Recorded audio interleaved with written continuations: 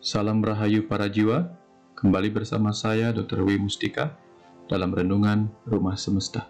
Semoga bermanfaat. Pada sesi kali ini kita akan melanjutkan apa yang sudah kita bahas di bagian menyibak karma yang pertama.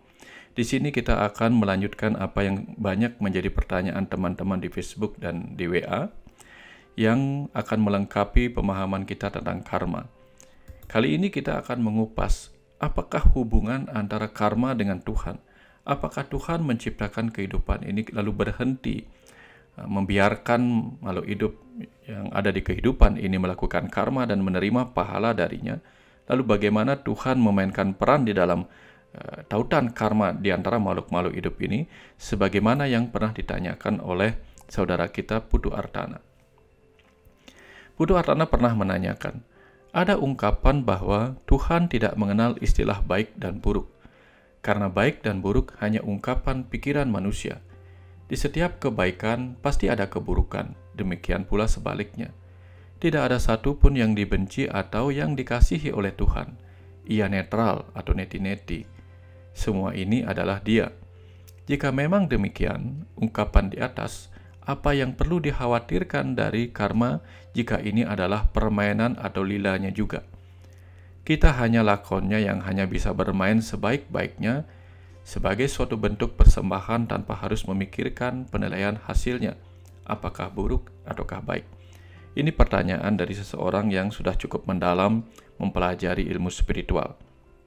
Mari kita bahas pertanyaan ini dengan mengingat kembali apa yang sudah menjadi kunci pemahaman kita di rumah semesta, yaitu bahwa Tuhan kita sebut sebagai kecerdasan semesta atau pernah menyebut dirinya sebagai kecerdasan semesta yang mengisi seluruh ruang kosong di alam semesta ini ketika belum tercipta, sedang tercipta, atau kelak akan kembali tercipta dari kepunahannya.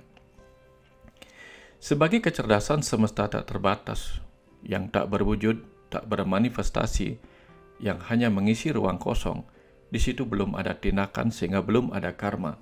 Dengan belum ada karma, maka belum pula ada pahala.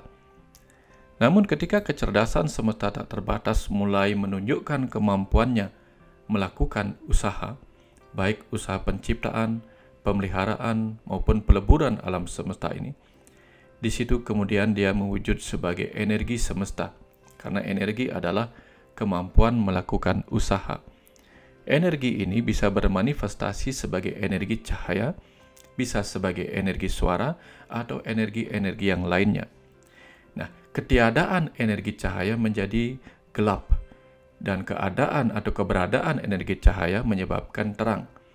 Ketiadaan energi suara menyebabkan keheningan. Keberadaan energi suara menyebabkan suara-suara hadir di semesta ini. Jadi yang ada ketika energi semesta mulai bermanifestasi adalah ketiadaan dan keberadaan. Belum ada baik maupun buruk, negatif maupun positif sebagaimana yang kita kenali. Nah, ketika energi semesta kemudian memadat menjadi materi semesta, ya yang kita tahu yang paling kecil, meskipun ada yang lebih kecil dari itu adalah atom. Dari sinilah kemudian kita tahu atom atau struktur atom yang merupakan materi terkecil alam semesta itu dibentuk oleh proton yang bermuatan positif, elektron yang bermuatan negatif, dan neutron yang netral. Dari sini kemudian muncul dualitas positif dan negatif, baik dan buruk, yang kemudian menciptakan dualitas-dualitas lain di kehidupan materi alam semesta ini atau di kehidupan fisik yang sedang kita jalani di kehidupan ini. Jadi pertanyaannya adalah permainan positif dan negatif hanya ada di kehidupan material alam semesta ini atau di kehidupan fisik ini. Melanjutkan pertanyaan ini kemudian Yusa Ambaraputra mempertanyakan, bagaimana korelasi karma manusia dengan kehidupan ini, dengan campur tangan Tuhan? Jika memang ada korelasi, apa upaya sang hidup yang ideal agar mampu menyadari pola keterhubungan itu, sehingga manusia mampu memahami serta menjalani kehidupan ini dengan pola yang benar terkait karma yang menjadi bagian hakiki dari kehidupannya saat ini? Ini pertanyaan juga yang bagus sekali. Kita lanjutkan kembali tentang pemahaman kita akan kecerdasan semesta yang menjadi energi semesta, lalu memadat menjadi materi semesta. Lalu dari materi semesta ini, sang kecerdasan semesta kemudian menciptakan berbagai wujud makhluk-makhluk, baik wujud makhluk mati maupun makhluk hidup. Ketika wujud-wujud makhluk itu dijiwai oleh kecerdasan semesta tak terbatas sebagai roh di dalamnya, disitulah mulai tercipta makhluk-makhluk hidup yang bisa menggunakan energi dan bisa menggunakan tubuh fisiknya untuk melakukan sebuah tindakan. Nah, ketika makhluk-makhluk hidup yang dijiwai oleh kecerdasan semesta tak terbatas itu mulai melakukan tindakan, disinilah karma dimulai. Nah, ketika karma dimulai, maka terciptalah kehidupan di alam semesta ini. Dan kecerdasan semesta kemudian menciptakan hukum yang disebut sebagai hukum karma pahala. Hukum karma pahala inilah yang mengatur tindakan dan pahala yang menyebabkan kemudian tertulisnya skenario nasib dan takdir bagi makhluk-makhluk hidup agar tercipta kemudian peristiwa-peristiwa kehidupan semesta di masa-masa berikutnya. Nah, jadi peran Tuhan ada di sini. Satu, menjiwai kehidupan, ya, memberi jiwa pada makhluk hidup yang diciptakannya sendiri, lalu menciptakan hukum karma pahala untuk mengatur tindakan dan pahala yang kemudian menciptakan nasib dan takdir. Nah, setelah memahami ini, apa yang lalu kita lakukan sebagai sang roh di dalam makhluk hidup yang sedang kita tempati saat ini sebagai manusia? Memahami hal ini, memahami bahwa setiap tindakan kita akan menciptakan pahala, lalu setiap pahala kita akan menjadi bagian dari tulisan skenario takdir dan nasib kehidupan kita di masa depan. Di sini kita harus menyadari bahwa apapun takdir yang harus kita terima saat ini ataupun yang sudah berlalu, harus belajar kita terima dengan ikhlas apa adanya. Karena itu adalah bagian dari hasil yang kita bentuk sendiri melalui kehendak bebas kita dalam melakukan atau menjalani kehidupan ini lewat tindakan-tindakan atau karma. Sehingga ketika kita ingin mengubah nasib dan takdir kita di masa depan, yang perlu kita perbaiki adalah cara kita bertindak. Baik bertindak lewat pikiran, bertindak lewat kata-kata, maupun bertindak lewat gerakan-gerakan tubuh fisik yang sedang kita pakai saat ini. Jadi di situ cara kita menggunakan pemahaman tentang hukum karma dan campur tangan Tuhan di dalam hukum karma ini agar kita bisa berhenti menyalahkan orang lain atas apa yang sedang kita terima di kehidupan saat ini, lalu mulai memperbaiki apa yang ingin kita perbaiki dari diri kita sendiri, sehingga apa yang nanti kita terima sebagai nasib dan takdir kita semata-mata hanyalah apa yang sudah kita tulis sendiri sebagai skenario yang kita kumpulkan lewat pahala dan karma dari tindakan fisik kita di kehidupan ini. Pertanyaan berikutnya tak kalah menariknya datang dari Gusti Ayu Made Astari. Apakah kita dengan manusia yang lain memiliki Tuhan yang sama, semesta yang sama, hukum yang sama? Karena nyatanya di kehidupan ini kita dibeda-bedakan, berbeda agama, berbeda Tuhan, berbeda pula dalam pemahaman. Nah, untuk menjawab ini kita kembali kepada apa yang sudah disampaikan tadi. Ketika kita memandang Tuhan sebagai kecerdasan semesta tak terbatas yang mengisi segenap ruang kosong di alam semesta ini, baik ketika alam semesta belum tercipta, sedang tercipta, maupun kelak ketika tidak ada lagi untuk memulai penciptaan yang baru. Di situ kita paham bahwa Tuhan ada sesuatu yang menyebut dirinya sebagai kecerdasan semesta tak terbatas. Sesungguhnya adalah sesuatu yang universal, milik segala sesuatu yang ada di alam semesta ini. Namun ketika kecerdasan semesta tak terbatas mewujud sebagai energi semesta, di mana energi ada yang bersifat sinar atau cahaya atau berupa suara, disitulah manifestasi Tuhan sebagai cahaya yang memiliki warna-warni, kemudian menciptakan perbedaan-perbedaan antara apa yang disukai dan apa yang tidak disukai. Cahaya atau div atau kemudian menjadi dewa sering menciptakan perbedaan-perbedaan dari apa yang kita suka.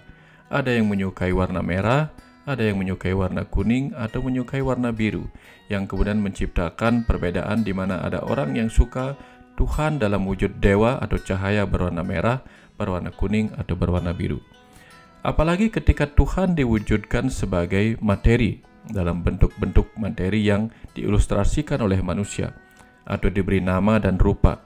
Di situ kemudian perbedaan-perbedaan semakin banyak terjadi. Padahal ketika kita melihat Tuhan sebagai kecerdasan semesta tak terbatas, di situ kita bisa melihat Tuhan segala agama. Ya, ketika Tuhan segala agama ini kemudian dicari kembali dalam perjalanan kehidupan manusia menuju penyatuan dengannya, di situ kemudian muncul berbagai peta-peta perjalanan, lalu menjadi kendaraan-kendaraan untuk menuju ke jalan penyatuan itu. Bila peta perjalanan kita ibaratkan sebagai kitab suci, sedangkan kendaraan untuk mencapai tempat yang kita tuju disebut sebagai agama, disinilah kemudian perbedaan kendaraan dan peta atau map yang dibuat oleh manusia itu kemudian menciptakan perbedaan-perbedaan yang terus-menerus menghasilkan pertikaian-pertikaian dan perdebatan-perdebatan.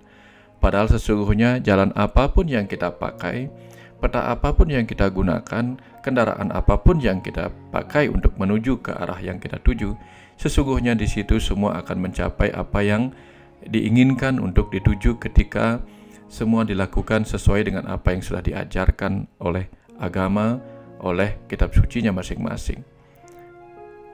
Ada pertanyaan bagus berikutnya datang dari Pak Made Winaya. Apakah ada kemungkinan roh lahir di keluarga yang berbeda agama dari agama yang dianut di kehidupan sebelumnya?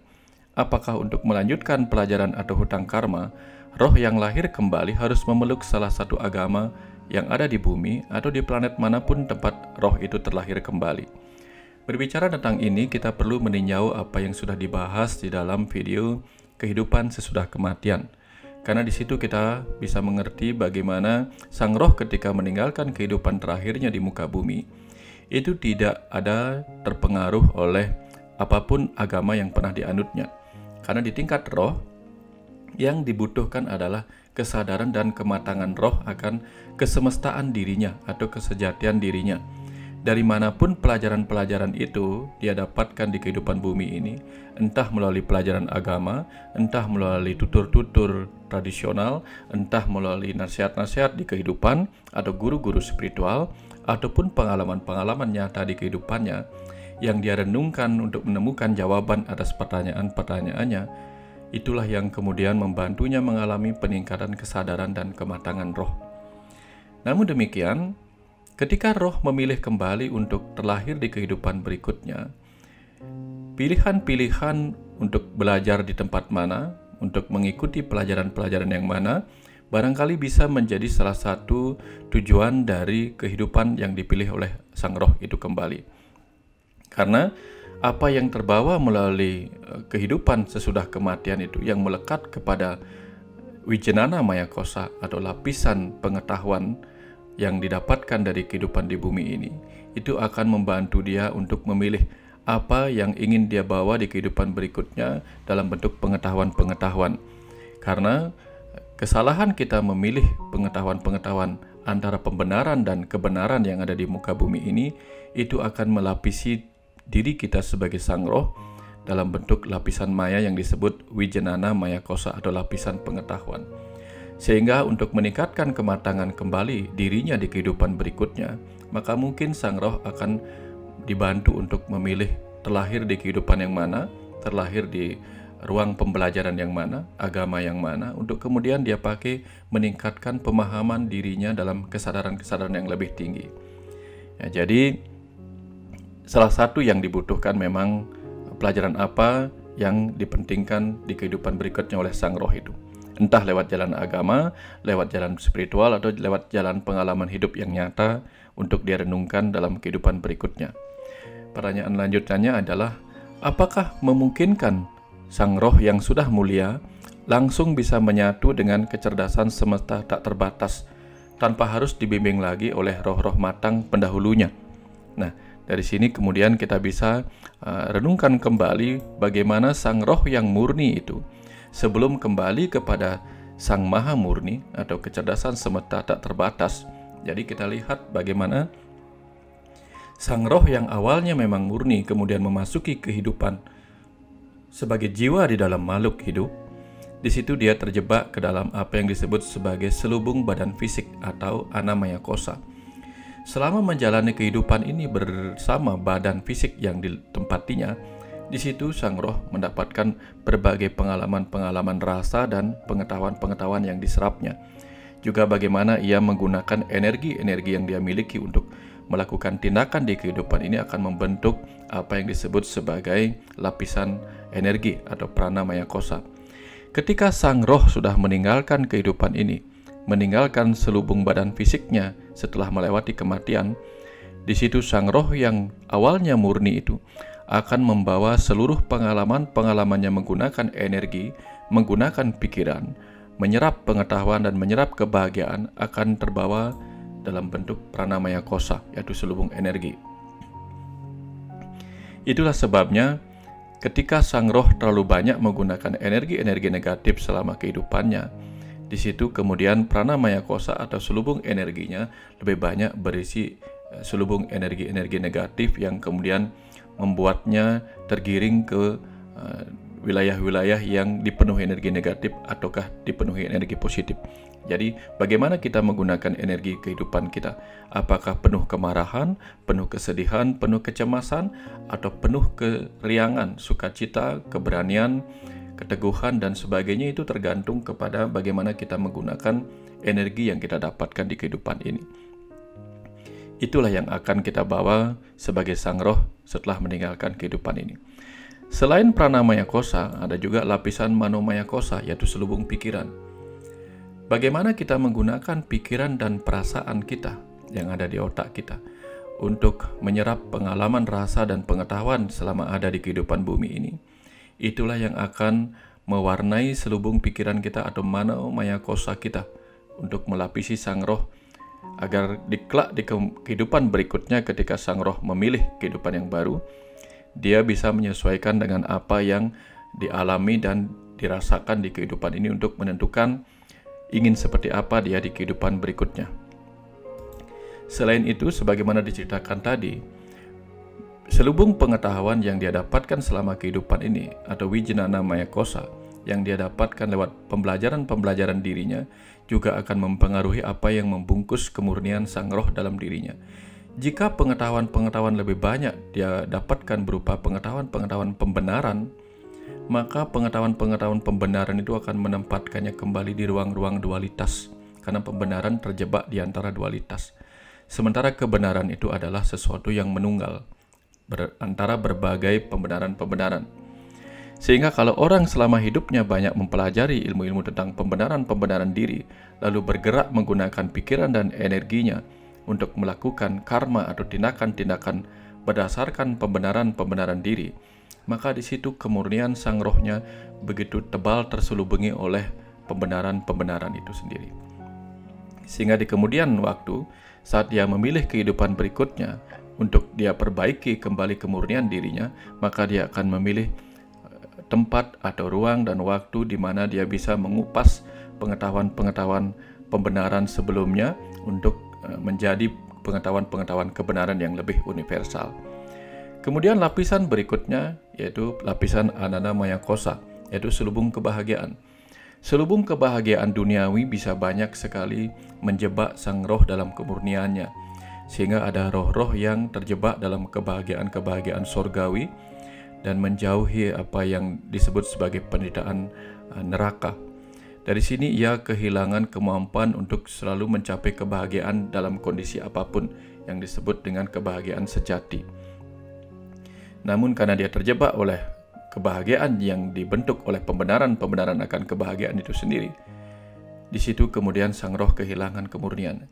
Nah, kapan saja sang roh itu bisa membebaskan dirinya dari seluruh lapisan-lapisan energi-energi positif atau negatif, pikiran-pikiran positif atau negatif, pengetahuan-pengetahuan pembenaran, termasuk kebahagiaan-kebahagiaan yang didasarkan pada pembenaran-pembenaran diri, disitulah kemudian sang roh akan kembali dalam kemurniannya semata-mata sebagai kecerdasan semesta yang merupakan percikan di semesta raya ini yang pernah menjiwai makhluk-makhluk hidup. Di situ kemudian dalam kemurniannya sang roh kembali menyatu dengan kecerdasan semesta tak terbatas. Betapapun pemahaman tentang karma dan reinkarnasi sudah cukup banyak dijelaskan di video-video sebelum ini. Namun demikian akan selalu muncul pertanyaan-pertanyaan sebagaimana yang ditanyakan oleh Mbak Susi Savitri berikut ini. Ini pertanyaan yang sangat umum. Bagaimana kita bisa membuktikan bahwa apa yang sedang terjadi atau apa yang sedang kita hadapi di kehidupan saat ini benar-benar merupakan buah dari karma kita sebelumnya? Ini sangat sering menjadi pertanyaan-pertanyaan kita, sehingga ketika kita tidak memahami apa yang sedang terjadi di kehidupan kita saat ini, kita sulit untuk menerima kenyataan yang sedang terjadi. Ketika kita sulit menerima kenyataan, maka kita akan mengalami penderitaan oleh penolakan kita terhadap kenyataan itu. Lalu bagaimana kita bisa membuktikan? Secara sederhana kita coba lihat analogi berikut ini. Kalau kita melakukan sebuah tindakan atau karma memakan cabai, secara mudah kita akan mengerti, kita akan mendapatkan pahala kepedesan. Bagaimana kalau kita balik? Kalau kita mengalami sebuah rasa kepedesan, tentu dengan mudah kita merunut bahwa barangkali atau orang-orang sudah pasti tahu bahwa sebelum dia mengalami perasaan kepedesan ini, dipastikan dia melakukan tindakan yaitu memakan cabai. Tidak mungkin orang mengalami kepedesan karena sebelumnya memakan gula atau memakan garam. Dari analogi sederhana ini kita bisa paham bahwa apapun yang kita hadapi saat ini, yang kita jalani saat ini, entah suka duka atau sukacita, yang sebenarnya terjadi adalah kita sedang menerima apa yang pernah kita lakukan sebelumnya. Karena kita percaya masa kini bertautan dengan masa lalu dan akan bertautan pula dengan masa depan. Inilah yang disebut sebagai rantai karma. Nah, apa itu rantai karma dan bagaimana kita akan bisa melepaskan keterjebakan kita atau keterikatan kita ke dalam rantai karma itu? Dalam hukum karma pahala atau hukum aksi reaksi, kita akan bisa mengetahui bahwa setiap aksi kemudian akan menimbulkan sebuah reaksi. Reaksi itu sendiri adalah sebuah aksi sebagai balasan atas aksi sebelumnya. Sehingga reaksi ini pun akan bisa menimbulkan aksi baru berikutnya. Dengan demikian, aksi baru ini pun akan menimbulkan reaksi, dan reaksi akan kembali menimbulkan aksi berikutnya. Ini adalah putaran rantai aksi-reaksi, yang juga sering disebut sebagai putaran rantai karma. Sehingga kalau kita berbicara tentang karma, karma itu dimulai sebagai tindakan lalu mendapatkan pahala. Pahala dilakukan sebagai sebuah tindakan, akan memunculkan tindakan berikutnya, kembali memunculkan pahala.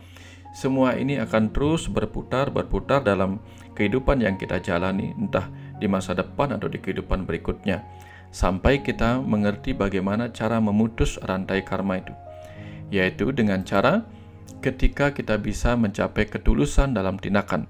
Ini yang disebut sebagai niskama karma. Jadi, sebuah tindakan yang tidak didasari oleh sebuah kepentingan atau keinginan akan pahala. Jadi ketika kita melakukan sebuah tindakan atau karma dalam bentuk ketulusan batin yang tidak terjebak kepada harapan-harapan akan pahala berikutnya, di situ kita akan bisa menerima apapun yang datang sebagai hasil dari tindakan kita, karena tidak kita mementingkan atau memiliki bingkai harapan tertentu kepada apa yang sudah kita lakukan. Kadang-kadang kalau kita hanya melakukan tindakan demi sebuah rasa terima kasih pun, kita bisa merasa tersakiti atau menderita ketika apa yang kita lakukan tidak mendapatkan balasan berupa ucapan terima kasih atau bahkan tidak mendapatkan sambutan berupa senyuman. Di situ kita gampang mendapatkan batin yang menderita ketika kita melakukan dengan tindakan yang tidak tulus. Kemudian keikhlasan menerima pahala, menerima apapun yang terjadi saat ini sebagai pahala dari apa yang mungkin kita lakukan di kehidupan sebelumnya atau di masa yang telah lalu, itu juga menjadi cara kita untuk memutus rantai karma. Karena ketika kita ikhlas menerima sebuah pahala, di situ tidak akan muncul keinginan kita untuk melakukan pembalasan atau untuk membayar pahala yang sudah kita dapatkan dalam bentuk tindakan baru kepada orang yang memberikan kita pahala yang mungkin terasa menyakitkan seperti itu. Lanjut kemudian pertanyaan serupa yang terkait yang diberikan oleh Mbak Sri. Mbak Sri M menyampaikan apa yang dialaminya secara nyata di kehidupan ini. Saya sedang mengalami masa sulit dan ada di titik terendah. Baru saja kehilangan suami saya tercinta. Selama hidup saya dari kecil, saya sudah kehilangan sosok ayah, dalam artian ditinggalkan menikah. Setelah dewasa, saya kurang merasakan kasih sayang orang tua, dan saya tumbuh menjadi wanita seperti sekarang. Masih bisa berdiri tegak, dan pada akhirnya saya menikah. Punya 2 anak dengan ekonomi yang bisa dikatakan di bawah. Dan saya pun berjuang dalam masa sulit itu. Harapan saya bisa melalui bersama suami untuk mencapai kebahagiaan. Namun sekarang malah saya merasa hancur dan tidak adil dengan kenyataan ini karena saya kembali kehilangan suami saya atau meninggal. Apakah ini pahala karma atau bagaimana? Nah, berbicara tentang kematian tentu kita harus berbicara dalam berbagai aspek tentang kematian itu sendiri. Kita tahu bahwa siklus kehidupan ini terdiri dari kelahiran, lalu setelah lahir kita menjalani kehidupan, lalu kita mengalami kematian, dan kemudian kita akan mengalami kehidupan baru melalui kelahiran kembali. Jadi, siklus kehidupan di alam semesta ini selalu akan demikian apa adanya. Kelahiran, kehidupan, kematian, dan kehidupan kembali. Sebagai ruang-ruang pembelajaran bagi jiwa kita atau roh kita untuk mencapai kesadaran yang lebih universal dan kesadaran yang lebih matang dalam pemahaman diri sejati kita. Nah, sehingga dengan demikian, kalau kita melihat siklus seperti ini, maka kematian adalah sesuatu yang memang merupakan sebuah keniscayaan yang akan dihadapi oleh mereka yang terlahir di kehidupan ini. Sehingga apapun pengalaman kematian yang dialami oleh Ibu Sri, sebagaimana juga dialami oleh kita semua di kehidupan ini adalah sebuah keniscayaan. Namun apakah kematian juga bisa merupakan sebuah pahala dari karma? Tentu saja. Sebagaimana kita kupas di video sebelumnya tentang kehidupan sesudah kematian, di situ kita paham bahwa ada kematian yang memang merupakan pahala dari karma. Misalnya ada orang melakukan karma atau tindakan bunuh diri, maka pahalanya tentu adalah kematian. Ada orang melakukan kegiatan-kegiatan yang membahayakan keselamatan dirinya, sehingga kemudian dia mengalami kecelakaan dan mengalami kematian. Itu pun adalah pahala dari sebuah karma.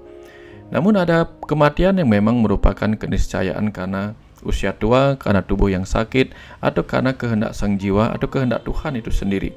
Sehingga dengan demikian kita bisa paham bahwa setiap kematian itu selalu harus bisa kita lihat dari berbagai sudut pandang, agar kita tidak serta-merta mengatakan bahwa semua kematian adalah keniscayaan, semua kematian adalah pahala karma. Tetapi ada hal lain yang perlu kita renungkan agar kita mengalami kematian yang terencana dan terproses alami apa adanya. Namun demikian, hadirnya kematian dalam kehidupan kita, ketika kita petik hikmahnya, maka kita akan bisa menemukan bahwa di situ ada pelajaran rasa dan pelajaran tentang apa sesungguhnya tujuan dari kelahiran dan kematian itu sendiri ada dalam kehidupan kita. Tanpa mengetahui apa yang tersembunyi di balik pelajaran kehidupan dan kematian, di situ kita tidak akan mengerti bahwa kehidupan ini sendiri adalah sebuah ruang dan waktu bagi kita sebagai sang roh, sebagai jiwa untuk terus berproses mencapai kesadaran yang lebih tinggi, yang lebih universal, dan kesadaran yang lebih menyatu dengan kesadaran Tuhan atau kesadaran semesta. Juga mencapai kematangan dalam penerimaan terhadap segala dualitas kehidupan ini. Pertanyaan yang lebih mendalam kemudian datang dari Gebog, yaitu bagaimana kita bisa membedakan bahwa sesuatu yang menimpa kita saat ini, baik penyakit ataupun musibah, itu adalah sebuah karma atau sebuah bentuk pembelajaran. Jadi membedakan ini karma, apakah ini sebuah bentuk pembelajaran? Pada dasarnya itu memang sebuah karma pahala, tetapi juga memiliki sebuah pembelajaran di balik semua pahala karma yang sedang kita alami. Jadi kalau kita lihat lebih detail lagi bahwa apapun karma yang pernah kita lakukan akan menciptakan sebuah pahala. Jadi karma dan pahala kemudian hadir sebagai sebuah peristiwa atau kenyataan yang sedang kita hadapi dalam kehidupan ini. Ketika kita mampu menerima apa yang ada di balik setiap peristiwa yang merupakan pahala dari karma masa lalu kita, Di situ dengan ketajaman akal pikiran dan ketulusan kita untuk mempelajari apa yang tersembunyi sebagai pesan-pesan semesta di balik peristiwa-peristiwa kehidupan yang kita alami, di situ kita akan bisa mendapatkan pengetahuan yang diberikan kepada kita sebagai bahan-bahan untuk membantu kita mengalami pencapaian kecerdasan roh. Dan di balik setiap peristiwa itu tentu saja akan ada pengalaman rasa yang jika kita mampu menemukannya, mengalaminya, menyerapnya sebagai sebuah bahan untuk kita bertumbuh dalam kesadaran roh, di situ kesadaran roh kita akan mengalami peningkatan. Jadi dari sini kemudian kita bisa buktikan bahwa setiap pahala yang hadir sebagai peristiwa kehidupan kita sebenarnya adalah kumpulan pengetahuan dan pengalaman rasa yang jika mampu kita kupas dan kita serap isinya, itu adalah hadiah dari semesta ini untuk membantu kita mengalami pertumbuhan dalam kecerdasan dan kesadaran roh. Kemudian Niluh Nyoman Utari melanjutkan pertanyaan ini. Apakah jika kita telah mendapatkan karma buruk dalam kehidupan ini, maka kita secara otomatis akan terbebas dari hutang karma? Tentu saja tidak. Tentu saja tidak. Tidak serta-merta ketika kita mengalami sebuah karma buruk atau pahala buruk dari karma yang pernah kita lakukan di kehidupan sebelumnya, kita akan serta-merta terbebas dari hutang karma itu. Karena sebagaimana kita pahami di awal, setiap pahala buruk yang kita dapatkan yang merupakan hasil dari karma buruk di masa lalu, jika kita melakukan reaksi atas pahala buruk itu, maka reaksi atau karma kita yang baru akan menciptakan pahala yang baru yang merupakan penyebab dari hadirnya karma buruk berikutnya. Jadi ketika kita membalas sebuah pahala buruk yang sedang kita alami saat ini, maka pembalasan yang merupakan reaksi dari pahala buruk itu akan terus menciptakan putaran-putaran rantai karma berikutnya. Hanya ketika kita menghentikan reaksi kita, di situ kemudian pahala buruk itu akan terhenti dan karma buruk yang telah kita lakukan di kehidupan kemudian menjadi pahala buruk yang kita terima saat ini, di situ akan terhenti untuk mencapai pelunasan atas hutang karma kita. Jadi artinya ketika kita tidak membalas, ketika kita tidak melakukan sebuah reaksi berlebihan terhadap apa yang terjadi dalam kehidupan kita saat ini sebagai sebuah pahala buruk, di situ kita akan bisa melunasi hutang karma buruk kita. Jadi saldonya 0 karena kita tidak gali lubang dan tutup lubang kembali. Jadi dengan demikian, sebagaimana diajarkan oleh agama untuk kita tidak mendendam terhadap apa yang kita alami saat ini, tidak membalas untuk apa yang kita terima sebagai hal buruk di saat ini, itu adalah cara agama mengajarkan kita untuk melunasi hutang karma kita sehingga kita tidak membutuhkan lagi kehidupan baru hanya untuk melakukan proses pelunasan hutang karma melalui pelajaran-pelajaran karma. Ada pertanyaan bagus berikutnya datang dari Niwayan Suwarni.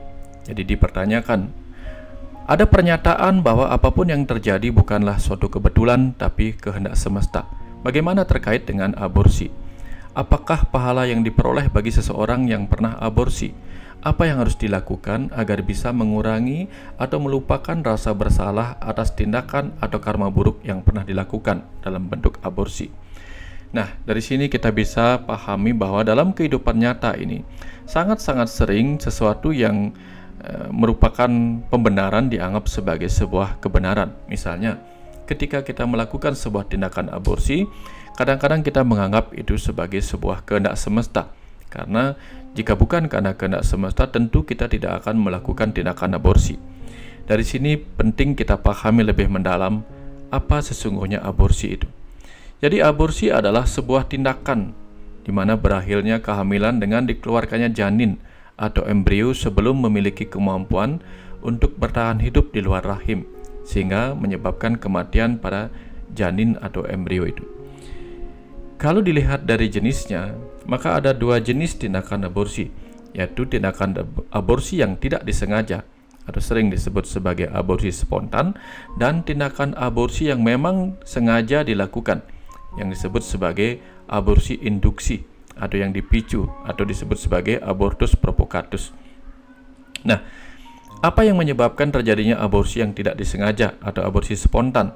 Itu bisa karena faktor kesehatan pada ibu yang sedang hamil, atau mungkin terjadi kecelakaan yang tidak diinginkan atau tak sengaja, sehingga menyebabkan terjadinya guncangan yang menyebabkan keguguran atau terjadinya aborsi secara spontan. Sedangkan kalau tindakan aborsi yang sengaja dilakukan, itu ada dua jenis. Ada yang sengaja dilakukan karena dipicu oleh faktor kesehatan, tapi ada juga yang sengaja dilakukan demi sebuah tujuan yang sebenarnya melanggar hukum. Misalnya, melakukan tindakan aborsi karena tidak menginginkan bayi itu ada di dalam rahimnya. Nah, yang manakah aborsi yang akan menimbulkan pahala karma? Karena setiap tindakan ini, entah sengaja ataupun tidak sengaja, adalah merupakan karma. Ya, dari situ kemudian kita paham bahwa semua karma itu akan menghasilkan pahala. Pada tindakan aborsi yang tidak disengaja, baik karena faktor kesehatan atau mungkin karena kecelakaan, mungkin saja pahalanya bukan berupa hukuman, tetapi ada penderitaan berupa kesedihan, terutama bagi mereka yang benar-benar menginginkan terjadinya kehamilan dalam kehidupan berkeluarganya. Sehingga pahala berupa kesedihan, penderitaan batin oleh rasa kehilangan itu pun merupakan akibat dari sebuah karma atau kejadian atau tindakan yang terjadi akibat aborsi yang tidak disengaja itu. Namun bagaimana melepaskannya itu nanti akan kita kupas. Sebaliknya, tindakan aborsi yang disengaja, terutama apalagi oleh tindakan yang disengaja dengan tujuan kriminal karena tidak menginginkan kehamilan dalam dirinya atau mungkin faktor-faktor pelanggaran hukum lainnya, tentu saja akibatnya yaitu pahala berupa hukuman karena dia melanggar hukum yang dipatuhi atau ditetapkan oleh negara di mana dia tinggal. Karena di negara-negara lain tindakan aborsi seperti itu tidak disebut kriminal, sementara di tempat lain, di negara yang lain malah disebut sebagai sebuah tindakan kriminal. Jadi kembali lagi tergantung pada tempat di mana hukum itu ditetapkan. Namun demikian, akan selalu ada pahala dari sebuah tindakan, baik tindakan aborsi yang disengaja akibat faktor kesehatan maupun akibat faktor kriminal. Ya, jadi pahalanya seperti apa? Ini juga akan membuat kita bisa membantu mengatasi pahala dari karma akibat aborsi itu. Ketika tindakan aborsi dilakukan karena faktor kriminal yang tentu saja melanggar hukum, maka pahalanya tentu saja berupa hukuman yang ditetapkan oleh pengadilan karena pelanggaran terhadap hukum yang berlaku. Dan ketika kita menjalani hukuman itu, tentu pahalanya adalah penderitaan, terutama ketika hukuman itu ditolak oleh si pelaku. Sementara pada fisiknya sendiri, karma aborsi yang dilakukan terhadap fisik itu tentu akan menimbulkan perubahan kesehatan pada rahim sang ibu. Kelak di kemudian hari, trauma oleh karena tindakan fisik akibat keguguran itu, baik disengaja maupun tidak disengaja, akan menciptakan rahim yang di kemudian hari berisiko tinggi ketika mengalami kehamilan, sehingga disebut sebagai kehamilan berisiko tinggi. Faktor psikis juga akan menimbulkan efek psikologis pada orang-orang yang melakukan tindakan aborsi itu. Sehingga bagaimana mengatasi pahala atas karma dari aborsi itu adalah tentu saja semuanya tergantung pada kemampuan kita menerima.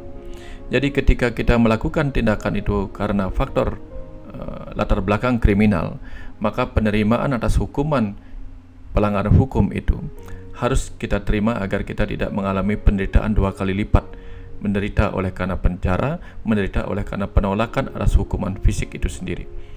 Sementara ketika kita mengalami trauma fisik oleh karena tindakan aborsi, maka yang harus kita lakukan adalah menerima bahwa di kemudian hari kita mengalami risiko tinggi dalam kehamilan. Jadi ketika kita mengalami trauma fisik oleh karena kehamilan kita mengalami aborsi di masa lalu, baik sengaja maupun tidak sengaja, maka pahalanya adalah kita harus siap-siap memiliki rahim yang berisiko tinggi ketika mengalami kembali kehamilan. Juga kita akan membutuhkan dana yang lebih besar untuk merawat kehamilan berikutnya. Ini adalah bentuk-bentuk kita mengatasi pahala akibat karma aborsi secara fisik. Kita harus belajar menerima semua kenyataan itu. Apalagi ketika secara psikis kita mengalami efek psikologis oleh karena trauma atas kematian itu. Di Bali sendiri ada berbagai upaya melalui ritual untuk mengatasi trauma-trauma psikis yang berefek kepada mental atau psikologis kita. Jadi kalau kita mengalami kematian janin masih dalam bentuk embrio, ya jadi keguguran ketika kehamilan kita belum membentuk janin, maka di situ ada upacara yang disebut warak kruron. Jadi di sini kita mengupacarai embrio yang ada dalam rahim kita supaya kita tidak terbawa beban psikologis, karena beban psikologis akan mempengaruhi energi dan juga mempengaruhi tubuh kita, mempengaruhi pikiran kita. Dan ketika yang terjadi adalah keguguran dalam bentuk janin yang sudah berbentuk, ini disebut upacaranya ngelangkir. Dan kalau dia meninggal ketika sudah keluar sebagai janin yang sempat hidup, lalu meninggal sebelum dia putus udel, ini disebut sebagai upacara ngelungah. Jadi semua upacara-upacara ini diharapkan membantu menimbulkan efek psikologis yang positif, yang ikhlas menerima apa yang sudah terjadi, sehingga trauma-trauma psikis itu tidak mempengaruhi fisik, tidak mempengaruhi batin, dan tidak mempengaruhi jiwa. Sehingga nanti dengan pemikiran-pemikiran yang terus positif dan optimis di kemudian hari, maka kelahiran berikutnya akan menjadi kelahiran yang lebih baik daripada kelahiran yang terjadi akibat faktor aborsi. Pertanyaan mendalam berikutnya melanjutkan pertanyaan tentang aborsi, datang dari Bapak Ketut Swastika. Bagaimana penjelasannya kalau bayi yang gugur atau sengaja digugurkan tanpa upacara, lalu setelah termin waktu tertentu akan sangat mengganggu sang guru rupaka atau orang tuanya dengan segala macam permasalahan kehidupan? Ini suatu fenomena yang akan sangat banyak ditemui di masyarakat. Untuk memahami hal ini, kita akan mempelajari tentang bagaimana perjalanan roh bayi yang mengalami keguguran atau kematian. Kita tahu bahwa roh bayi tidak serta-merta langsung dijiwai oleh sang roh. Jadi tergantung kepada kematangan roh itu sendiri. Sehingga dengan demikian, pada apa yang sudah kita pelajari di video kehidupan sesudah kematian, pada fase memilih tubuh baru dan memasuki tubuh yang baru dalam proses reinkarnasi, di situ kita melihat bahwa roh yang mengalami reinkarnasi tidak serta-merta akan memasuki tubuh bayinya dalam waktu yang sama antara satu roh dengan roh yang lainnya. Mereka memasuki tubuh bayinya, tubuh barunya itu dalam waktu yang berbeda-beda, tergantung pada tingkat kematangan sang roh yang akan mengalami reinkarnasi itu sendiri. Dengan demikian, ada bayi dalam rahim yang belum memiliki roh, terutama bayi-bayi yang akan ditempati oleh roh-roh yang matang, karena seringkali berdasarkan apa yang diteliti itu didapatkan roh-roh bayi itu baru memasuki tubuhnya ketika bayinya segera terlahir dari rahim ibunya. Namun ada juga yang roh-roh yang memilih sudah masuk ke dalam tubuh bayinya yang baru ketika bayi itu sudah mulai menunjukkan tanda-tanda kehidupan di dalam rahim ibunya. Ya. Ketika berbicara tentang roh-roh yang mengalami kematian ketika tubuh bayinya diaborsi atau mengalami sesuatu yang tidak seharusnya dia inginkan, di situ seringkali ada roh yang kecewa dengan kematian yang terjadi pada tubuhnya yang baru, yaitu tubuh bayi itu sendiri. Pada roh-roh yang seperti ini, ada kemungkinan akan melakukan tindakan-tindakan yang kemudian menimbulkan gangguan pada kehidupan orang tuanya atau kehidupan dari orang tua yang melakukan tindakan-tindakan aborsi yang disengaja dan tidak sesuai dengan takdir sang roh itu sendiri dalam kehidupan barunya. Nah, kecuali ketika memang sang roh itu sendiri memang sudah tahu bahwa tempat yang akan dia tempati sebagai tubuh baru itu memang telah terencana oleh takdir akan mengalami kematian di usia yang sangat-sangat muda, bahkan segera sesudah kelahiran.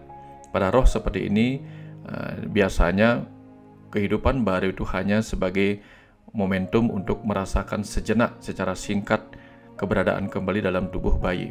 Sehingga ketika akhirnya bayinya mengalami kematian, baik karena aborsi atau kecelakaan yang tidak disengaja, sang roh biasanya bisa lebih mudah menerima kematian itu. Berbeda dengan sang roh yang sangat-sangat menginginkan kelahiran kembali, tetapi kelahiran kembalinya terhenti oleh karena aborsi yang disengaja oleh orang tuanya atau oleh pihak-pihak tertentu yang terlibat di dalam tindakan pemutusan takdir dari sang roh itu sendiri dalam kehidupan barunya. Nah, dengan demikian ada juga roh ibu atau roh ayah yang di kemudian hari setelah memasuki kehidupan sesudah kematian terjerat dalam rasa penyesalan akibat tindakan aborsi yang pernah sengaja atau tidak sengaja dilakukannya di kehidupan yang lalu. Karena dia setelah mengalami kematian di situ memahami kebenaran yang lain, sehingga ada penyesalan yang dialaminya karena telah melakukan atau mengalami tindakan aborsi oleh karena kesalahan di kehidupan ini. Namun demikian harus kita pahami bahwa pada kenyataannya, kenyataan dalam tanda petik, roh bayi tidak akan pernah bertumbuh di alam roh seperti saat ada di dalam tubuh manusia. Artinya, tidak ada roh bayi itu mengalami pertumbuhan menjadi lebih dewasa walaupun tanpa tubuh fisik. Karena kita tahu bahwa yang mengalami proses pertumbuhan, perubahan tubuh fisik itu hanyalah tubuh fisik ini dan bukan sang roh itu sendiri. Sang roh hanya mengambil wujud sebagaimana wujud fisik yang pernah ditempatinya. Sehingga ketika dia mati dalam kondisi bayi atau mati dalam kondisi lebih muda, dia tidak akan pernah berada dalam tubuh yang dewasa di alam sana. Kalaupun dia menunjukkan tubuh yang dewasa, kemungkinan besar itu adalah tubuh dewasa yang pernah ditempatinya di kehidupan-kehidupan sebelumnya, sebelum tubuh bayi yang akan ditempatinya itu meninggal. Nah, jadi dalam pemahaman ini kita akan melihat lebih mendalam lagi bagaimana perjalanan roh bayi itu sendiri. Itulah sebabnya upacara-upacara ritual di Bali terhadap kondisi-kondisi keguguran atau aborsi seperti itu dimaksudkan juga untuk membantu melepaskan kekecewaan pada kemungkinan roh-roh yang sedang mengalami kecewa oleh kematian tubuh barunya. Pertanyaan berikutnya datang dari Madisuta. Ini berbeda dengan pertanyaan-pertanyaan sebelumnya tentang kematian pada roh-roh bayi. Pada pertanyaan ini, ia mempertanyakan, jika misalnya seseorang berselingkuh dari pasangannya tanpa ketahuan, dan dia tetap bisa menyayangi pasangannya tanpa sedikit pun menyakiti perasaan pasangannya, apakah itu termasuk karma buruk atau tindakan buruk? Jika iya, bagaimana bisa itu menjadi karma buruk padahal tidak ada seorang pun yang tersakiti? Jadi dalam pemahamannya, karma buruk adalah ketika dia menimbulkan perasaan yang buruk terhadap orang yang tertimpa karma buruk itu. Jadi kalau yang tertimpa karma buruk itu baik-baik saja, maka itu tidak disebut sebagai karma buruk. Nah, untuk memahami hal ini kita harus mengetahui nilai sebuah karma. Apakah sebuah karma itu memang sebuah karma buruk ataukah karma yang baik? Kita tahu bahwa setiap karma, entah karma baik ataupun karma buruk, akan mendapatkan pahala baik atau pahala buruk. Secara nyata kita sudah memahami pula bahwa karma baik akan menghasilkan pahala baik, karma buruk akan menghasilkan pahala buruk. Namun sebenarnya tidak semua seperti kalimat matematika seperti ini. Sebab kadang-kadang apa yang disebut sebagai karma baik akan mendapatkan pahala yang dianggap sebagai pahala buruk. Sebaliknya, apa yang disebut sebagai pahala buruk bisa mendapatkan pahala yang disebut sebagai pahala baik. Sehingga pertanyaan, apakah karma yang tidak menyakiti itu sama dengan karma baik? Misalnya berselingkuh itu ketika tidak menyakiti itu adalah sebuah karma baik? Atau apakah karma yang menyakiti itu akan selalu disebut sebagai karma buruk? Nah, perihal karma baik dan karma buruk itu sangat-sangat tergantung dari kesepakatan di sebuah ruang dan waktu. Misalnya, sebagaimana pernah diceritakan di video sebelum ini, ketika kita meludahi seseorang, meludahi orang lain, atau mungkin sahabat kita, itu mungkin disebut sebagai karma buruk, sehingga akan mendapatkan pahala yang buruk. Tapi di sebuah tempat di Afrika sana, tindakan meludahi tubuh orang lain, tubuh sahabat sendiri, itu adalah karma baik, sehingga mendapatkan pahala yang baik. Jadi apa yang kita sebut sebagai karma buruk, yaitu meludahi orang lain, mungkin sebenarnya malah menjadi karma baik di tempat lain, sehingga dia mendapatkan apa yang kita sebut sebagai pahala baik. Bersikap ramah adalah karma baik, tetapi itu bisa menjadi sebuah karma buruk kalau kita bersikap ramah kepada orang yang pada kondisi sosialnya atau interaksi sosialnya itu dianggap sebuah tindakan yang buruk. Misalnya di luar negeri, ketika kita mencoba ramah untuk mempertanyakan orang hendak kemana, itu bisa dianggap mencampuri urusan pribadi seseorang. Dan kita bisa jadi akan malah dimarahin, padahal kita bermaksud berbuat ramah. Sehingga dengan demikian kita pahami bahwa apa yang kita sebut sebagai karma baik tidak selalu merupakan karma baik. Tetapi yang terpenting adalah apa yang kita rasakan. Nah, ketika itu adalah sebuah karma buruk, tetapi kita menganggap itu karma baik, kita bisa membuktikannya dari apa yang kemudian kita dapatkan dari sikap orang lain terhadap apa yang kita lakukan tadi itu. Jadi apakah perselingkuhan adalah sebuah tindakan baik atau buruk, itu tergantung pada apa yang disepakati oleh ruang dan waktu di mana tindakan itu dilakukan. Jika memang itu dianggap sebagai sebuah karma buruk, tentu akan mendapatkan reaksi yang buruk.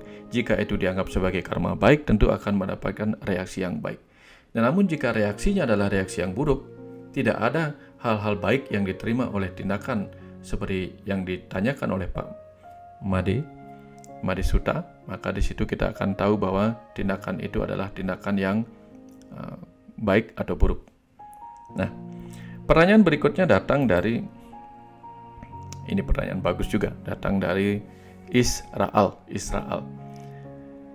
Pertanyaan saya, apa penyebab saya di kehidupan ini ada dalam tubuh lelaki, tetapi merasa seharusnya saya adalah seorang wanita? Apakah ini terjadi karena ada karma yang tak terselesaikan di kehidupan sebelumnya? Nah, pertanyaan ini kemudian disempurnakan, dilengkapi kembali oleh Madininet Wardana. Maaf, ini pertanyaan yang agak sensitif, tetapi selalu ingin mengetahui cara memandangnya dari sisi yang lain. Apakah menjadi gay, lesbian, LGBT adalah sebuah karma? Lalu bagaimana memutus hutang karma itu? Sebelum memahami hal ini atau sebelum menjawab pertanyaan-pertanyaan yang luar biasa ini, kita kembali kepada kunci cara kita memandang kehidupan dan alam semesta ini. Jadi kembali, kecerdasan semesta sebagai Tuhan, mewujud sebagai energi, lalu memadat sebagai materi. Kecerdasan semesta lalu menjadi roh atau jiwa, energi menjadi pikiran, dan materi menjadi tubuh fisik. Nah, sang roh ini kemudian menjadi sifat maskulin. Tubuh fisik kemudian menjadi sifat feminim, atau orang Bali menyebutnya purusa dan pradana. Sehingga tujuan dari menjadi tubuh feminim dan sifat maskulin ini adalah tujuan dari sang roh untuk mengalami kecerdasan semesta tak terbatas. Sehingga dengan berupaya menyatukan sifat-sifat maskulin dan feminimnya dengan berada di dalam tubuh fisik lewat pengalaman dan rasa, di situ sang roh akan mencoba untuk mengalami rasa sebagai jiwa dari semesta raya ini. Jiwa atau roh semesta raya atau materi alam semesta ini. Sehingga di situ dia akan mengalami sebuah kesadaran yang disebut sebagai kesadaran dari kecerdasan semesta tak terbatas. Nah, untuk mencapai ini kemudian sang roh yang tunggal itu kemudian mempelajari bagaimana rasa berada di dalam dua tubuh yang berbeda, di dalam tubuh laki-laki dan di dalam tubuh wanita. Di dalam tubuh laki-laki ia belajar tentang bagaimana menggunakan rasio, sedangkan di dalam tubuh wanita ia belajar bagaimana menggunakan rasa. Di dalam tubuh laki-laki dengan pikirannya ia belajar bagaimana meraih simpati. Ya, pada tubuh wanita dia belajar bagaimana empati lewat pelajaran rasa. Dengan kecerdasan pikiran sadarnya, laki-laki belajar untuk bagaimana menemukan solusi, lalu wanita bagaimana memproduksi solusi. Kemudian dengan kecerdasan pikiran sadarnya, dalam tubuh laki-laki sang roh belajar tentang kebijaksanaan, sedangkan pada tubuh materi yang berisi energi, sang roh belajar tentang wisesa atau kekuatan. Nah, dengan demikian, dalam tubuh laki-laki, sang roh akan belajar bagaimana menjadi ayah semesta. Pada tubuh wanita, dia akan belajar bagaimana menjadi ibu semesta. Nah, dalam proses ini kemudian sang roh bergantian.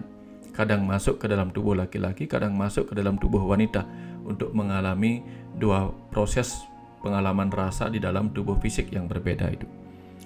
Namun ketika berada di dalam tubuh fisik yang berbeda itu, yang laki-laki tidak bisa mencapai simpati, tidak bisa menggunakan rasio, tidak bisa mengalami rasa menghormati terhadap apa yang dimiliki oleh seorang wanita. Atau sebaliknya, ketika berada dalam tubuh wanita, dia tidak bisa menemukan sisi maskulin dalam dirinya lewat pernikahan, lewat berpasangan dalam kehidupan ini. Di situ kemudian laki-laki dan wanita ini, sang roh yang pernah ada di dalam tubuh laki-laki dan wanita itu seringkali akan mengambil peran-peran yang bergantian di kehidupan demi kehidupan.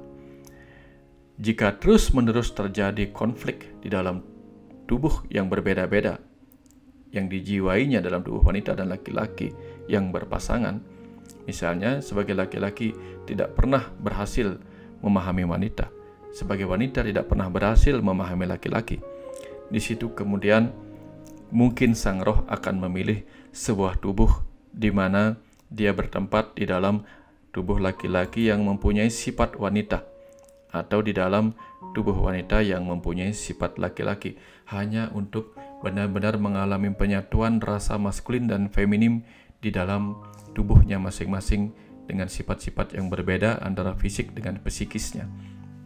Jadi dengan pemahaman seperti ini, sarannya adalah bagaimana kita dalam pelajaran kehidupan ini selalu bisa menghormati setiap orang, menghormati sisi lain dari diri kita sebagai sang roh.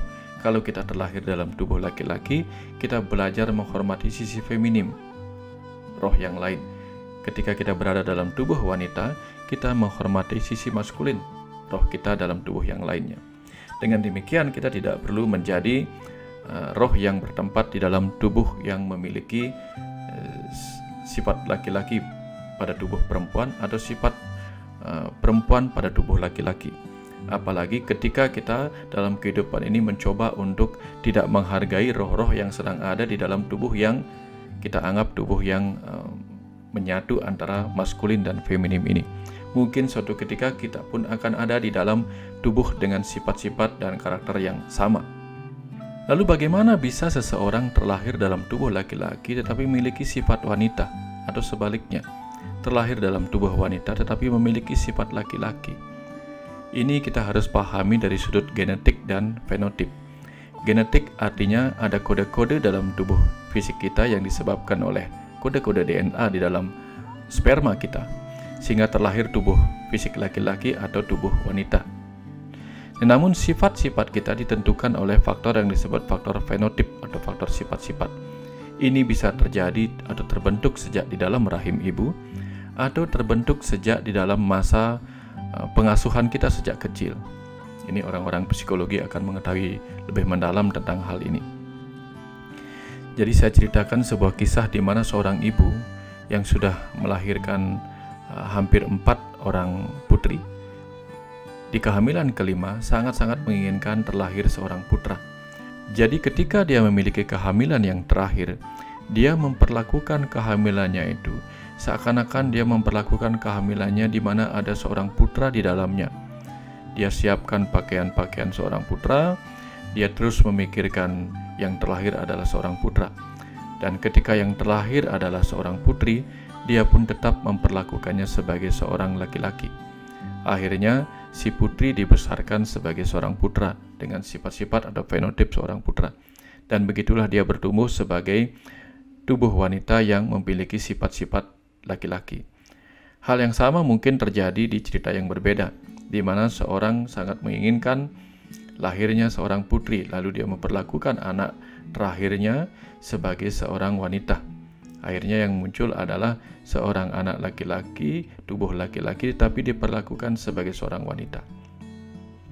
Nah, ini salah satu penyebab kenapa ada laki-laki yang memiliki sifat wanita atau wanita memiliki sifat laki-laki, akibat faktor-faktor lingkungan selama ia dibesarkan atau dirawat oleh orang tuanya atau oleh lingkungannya.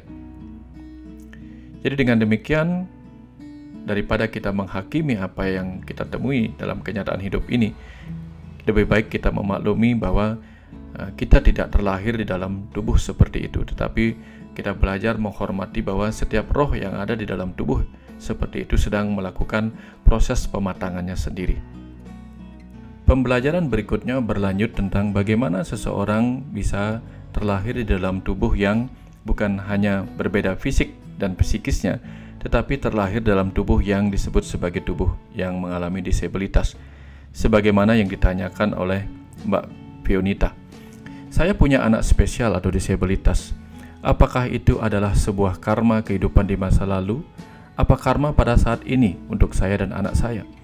Sebelumnya saya tidak pernah merasa berbuat kesalahan pada siapapun, tapi kenapa tetap punya karma yang kadang dalam pikiran ini membuat saya menyerah untuk menjalani kenyataan saat ini? Pertanyaan itu ditimpali oleh Luhida Ratnawati. Apakah karma masa lalu jika di kelahiran sekarang menjadi anak Down syndrome atau disable? Untuk itu kemudian kita harus mempelajari kaitan karma dalam kecacatan fisik. Kita tahu bahwa ketika seorang wanita mengalami kehamilan, dia tentu berharap rahimnya memiliki bayi yang kelak akan lahir sempurna. Namun ketika yang terlahir adalah bayi dalam kondisi yang tidak diharapkan atau tidak sempurna secara fisik, maka di sini kemudian akan muncul kekecewaan sebagaimana yang banyak dialami oleh orang. Namun di sini kita perlu paham, apakah kelahiran di dalam tubuh yang cacat itu memang adalah karma dari sang roh atau yang lain? Nah, di sini kita perlu pahami lebih mendalam. Jadi ada 3 jenis karma yang mungkin mempengaruhi kelahiran dalam tubuh yang cacat secara fisik. Ada karma tubuh, ada karma pikiran, dan ada karma sang roh itu sendiri.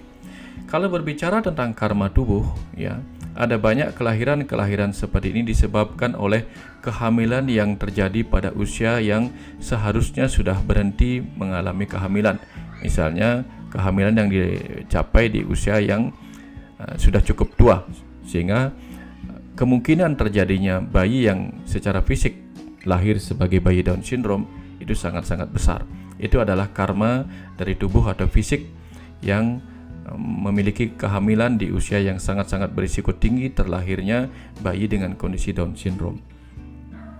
Karma yang kedua adalah karma yang datang dari pikiran.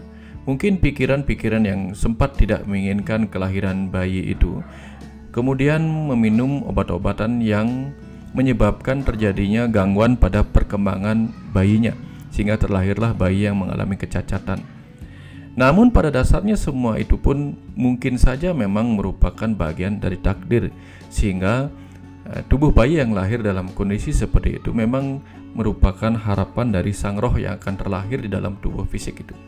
Karena beberapa roh yang merupakan roh-roh matang yang terlahir sebagai guru-guru kehidupan seringkali memilih terlahir dalam tubuh-tubuh yang menurut kita tidak sempurna. Tetapi sesungguhnya roh-roh seperti itu terlahir dalam tubuh yang kita sebut tidak sempurna dengan tujuan untuk memberikan teladan bagi kehidupan ini, untuk memberikan bagaimana cara bangkit dari kehidupan ini ketika dirasakan kehidupan ini benar-benar terpuruk. Jadi ketika kita memiliki anak dalam kondisi seperti itu, jangan serta-merta menghakimi, memvonis bahwa itu adalah sesuatu yang buruk. Karena bisa jadi di dalamnya adalah roh-roh yang matang yang sedang menjalankan tugas kehidupannya untuk memberikan teladan bagi kehidupan ini. Jadi karma roh yang buruk juga bisa terjadi. Namun kita tidak pernah tahu apakah itu karma yang disebabkan oleh roh yang memang melakukan tindakan buruk di masa lalunya, ataukah memang roh-roh yang matang. Jadi bagaimana dia bertumbuh di dalam tubuh yang kita sebut sebagai tubuh yang tidak sempurna itu tergantung pada bagaimana kita membesarkan dia secara parenting atau secara pengasuhan orang tua kepada anaknya. Lanjut kemudian pada pertanyaan yang disampaikan oleh Ibu Hanifah Nur Hidayati. Apakah sakit fisik di momen tertentu atau tanda lahir atau sakit yang belum jelas bisa dijelaskan oleh medis ada korelasinya dengan karma masa lampau? Jika ia berkaitan, bagaimana cara mengobatinya? Kita lihat sekarang bahwa penyakit itu bisa disebabkan oleh berbagai hal. Bisa secara spiritual, secara mental, secara sosial, ataupun secara fisik itu sendiri. Sehingga ketika orang mengalami sebuah penyakit dalam tubuhnya, itu bisa disebabkan oleh berbagai hal. Bisa oleh karma tubuhnya, atau misalnya oleh kegiatan-kegiatan yang dilakukan oleh tubuhnya yang bisa menyebabkan tubuh fisik itu sendiri mengalami kesakitan. Misalnya mungkin kalau kita terlalu banyak melakukan gerakan-gerakan olahraga yang berlebihan, atau melakukan kegiatan-kegiatan yang melukai tubuh kita sendiri, maka karma dari tubuh kita akan menyebabkan penyakit pada tubuh kita. Tapi ada juga karma pikiran kita menyebabkan penyakit pada tubuh kita. Ini yang sering disebut sebagai penyakit yang disebabkan oleh kecemasan dalam bentuk panic attack atau penyakit-penyakit psikosomatik yang disebabkan oleh pikiran-pikiran yang terbelenggu oleh kecemasan. Tapi ada juga penyakit yang dirasakan oleh fisik tetapi tidak bisa dijelaskan secara medis. Baik dalam pemeriksaan medis tidak ditemukan adanya tanda-tanda fisik yang menyebabkan munculnya rasa sakit. Jadi kemungkinan itu disebabkan oleh ada pengaruh karma dari rohnya dari masa lalu. Ini pernah diceritakan dalam buku Journey of Soul, di mana ada seorang pasien yang mengalami nyeri yang luar biasa pada tenggorokannya. Sudah diajak ke rumah sakit, sudah diperiksa oleh para ahli, namun tidak ditemukan tanda-tanda yang memungkinkan dia mengalami sebuah kondisi penyakit yang dikeluhkannya saat itu. Sampai kemudian dia diajak melakukan hipnosis regresi, memasuki kehidupan masa lalunya. Disitulah terlihat bagaimana dia mengalami penolakan terhadap cara kematiannya ketika di masa lalu dia adalah seorang anak wanita yang meninggal di usia muda karena terpanah lehernya oleh gerombolan suku pedalaman. Sehingga ketika dia meninggalkan tubuhnya, ada kenangan buruk yang belum bisa diterima oleh sang roh. Sampai kemudian di kehidupan berikutnya dia terlahir sebagai seorang anak yang mengalami sakit tenggorokan yang tidak jelas seperti diceritakan di awal tadi. Dan ketika pelan-pelan dia diajak menyadari dan menerima bahwa kenangan dan pengalaman di kehidupan masa lalu itu benar-benar sudah berlalu dan dia sudah berada dalam tubuh fisik yang berbeda dengan tubuh fisik yang pernah terluka di masa lalu itu. Maka lewat penerimaan ikhlas dari rohnya untuk berada dalam tubuhnya yang baru, seketika itu juga ketika dia dibangunkan dari tidurnya dalam hipnosis itu, dia mengalami kesembuhan yang juga tampaknya tak mudah dijelaskan oleh akal sehat. Ya, dari sini kemudian kita paham bahwa kadang-kadang ada penyakit-penyakit yang kita bawa dari kehidupan sebelumnya. Ada juga yang sering mengalami bagaimana ada tanda-tanda luka pada tubuhnya. Misalnya ada tanda-tanda bercak hitam yang tiba-tiba terbawa sebagai tanda lahir. Ya, beberapa orang menganggap tanda lahir itu sebagai sesuatu yang terjadi karena trauma fisik bayi di dalam kandungan, atau mungkin melakukan sesuatu yang menyebabkan munculnya tanda lahir itu. Tetapi ada juga yang bisa menemukan kaitan dengan kehidupan masa lalunya melalui proses hipnosis regresi. Nah, apapun itu, kita perlu pahami bahwa memang ada kemungkinan selalu kaitan holistik antara tubuh, pikiran, dan roh di masa kini dengan tubuh, pikiran, roh di masa lalu, di kehidupan sebelum ini. Kemudian ada pertanyaan lain dari Ari Budi. Bagaimana caranya agar kita sadar bahwa apa yang terjadi dalam proses kehidupan ini bagian dari karma, dan bagaimana mengerti karma apa yang harus kita selesaikan di kehidupan saat ini? Bisakah ketika diperlihatkan past life itulah karma yang harus diselesaikan? Ada banyak cara untuk kita memahami bahwa apa yang kita hadapi saat ini adalah sebuah karma dari kehidupan masa lalu. Dengan berpedoman memakai akal logika kita bahwa ketika kita mengalami kepedesan, maka dipastikan sebelum kita mengalami kepedesan itu kita menjalani sebuah tindakan memakan cabai. Jadi apa yang kita alami dan kita rasakan saat ini, kita gunakan logika kita untuk memahami bahwa apa yang kita alami tentu merupakan sebuah pahala atas apa yang pernah kita tanam di masa-masa sebelum ini. Dengan pemahaman sesederhana seperti itu, kita akan mudah menerima dan mencoba mengupas pelajaran makna apa yang bisa kita temukan di setiap peristiwa kehidupan yang sedang kita jalani saat ini. Lalu bagaimana hubungannya dengan kehidupan masa lalu kita atau past life kita? Apakah itu merupakan karma yang harus kita selesaikan di kehidupan saat ini? Nah, tentang karma dan past life ini tidak akan banyak kita kupas di video kali ini, karena itu akan kita kupas di video berikutnya agar lebih menyesuaikan dengan pertanyaan-pertanyaan berikutnya, yaitu di menyibak karma yang ketiga. Baik Bapak Ibu, sekian dulu video kita kali ini. Kita akan melanjutkan di video menyibak karma yang ketiga berikutnya.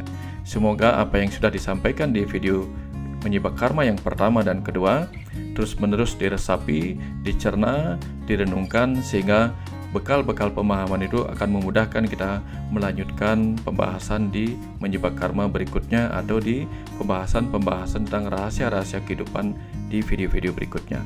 Sampai jumpa, terima kasih banyak atas perhatiannya.